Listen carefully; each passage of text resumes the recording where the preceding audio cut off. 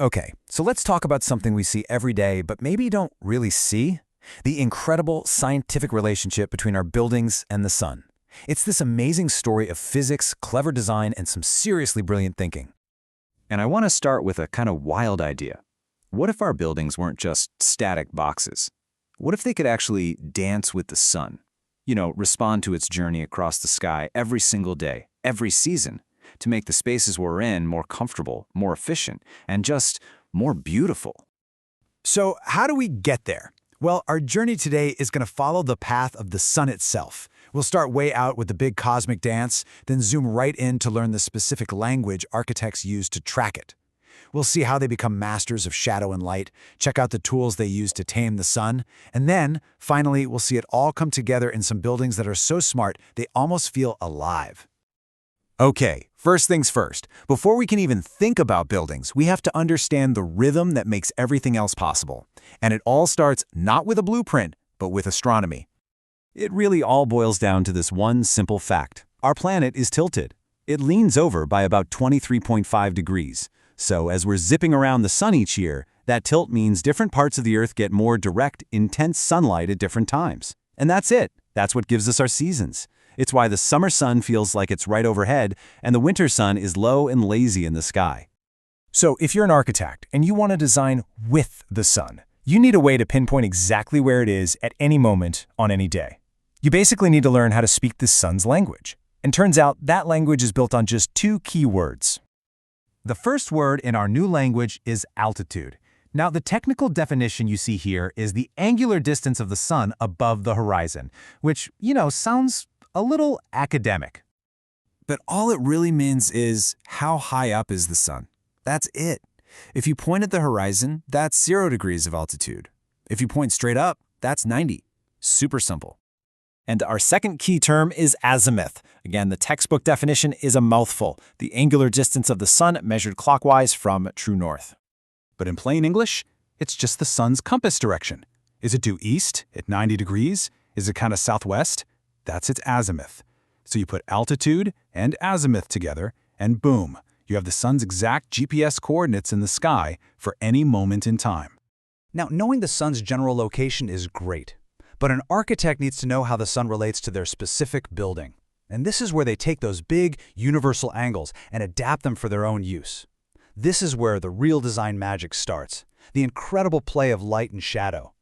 First up is something called the horizontal shadow angle, or HSA. Okay, imagine this. You're standing with your back flat against a wall, looking straight out. The HSA is just the angle you'd have to turn your head, left or right, to look straight at the sun. It's the side-to-side angle of the sunlight hitting that one specific wall. So what does that tell you? Well, the HSA answers the most basic question of all. Is the sun even hitting this side of the building? If that angle is between positive and negative 90 degrees, then yep, the sun is in front of the wall.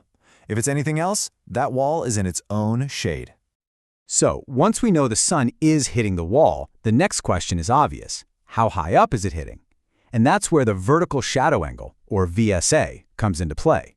It's the sun's vertical angle, but from the perspective of that specific wall. And this is where it gets really practical and really cool.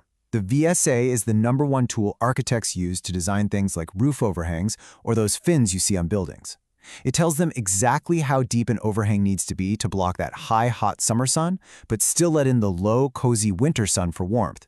It's all in that one number. Okay, so how do architects visualize all this at once? They use this amazing tool called a sun path diagram. I know, it looks super intimidating at first, but just think of it like a map of the sun's journey for one specific spot on Earth. You just follow the steps. First, you find the curved line for the month you care about. Then, find the line for the time of day. Where they cross, that's your point.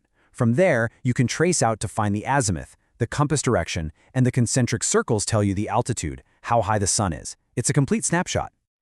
So, once you're armed with all this knowledge of angles and you can read these diagrams, you suddenly have a whole toolkit you can use. You can start to really harness the sun's power, controlling all that heat and glare while letting in as much useful daylight as possible. And that toolkit is full of cool stuff. You've got things like horizontal louvers, which are perfect for south-facing windows to block that high summer sun. Then there are vertical fins, which are great on east and west sides of a building for that low-angle morning and afternoon light. You've got perforated screens that can break up harsh light and make these beautiful dappled patterns. And then the really futuristic stuff, dynamic systems that actually move and adjust all day long, like a living thing. So we've got the principles, we've got the tools. Let's look at what happens when it all comes together in the real world. When you get these buildings that don't just sit there, but actually respond to the sun. And this is a fantastic example of two completely different philosophies. On one side, you've got the Al Bahar Towers in Abu Dhabi. They use this incredible active dynamic facade, basically a computerized skin of geometric panels that literally open and close as the sun moves. On the other side, you've got the Kunsthal Museum in Rotterdam, which uses a passive, fixed design. No moving parts, just very cleverly placed and angled light scoops on the roof that bring in soft, diffuse light that won't damage the art inside. And the impact here is just staggering. That incredible responsive facade on the Al Bahar Towers, it cuts down the building's solar heat gain by over 50%. In a world that's desperate for energy efficiency, that is a huge deal, especially in a desert. And it's all done by designing a building that knows how to dance with the sun. So what's the big picture here? When we put it all together, it's that the sun isn't some random thing we have to fight against. It's a predictable, powerful force we can design with. By learning its language, those key angles like altitude and azimuth, and then using that to strategically analyze shadows, architects can build things that just work smarter, not harder. And the result isn't just a lower energy bill, it's creating spaces that feel fundamentally better to be in. So I'll leave you with this thought. The next time you're inside, and you feel that warmth from the sun coming through a window, or you see a sharp line of a shadow cutting across the floor, will you just see a random pane of glass?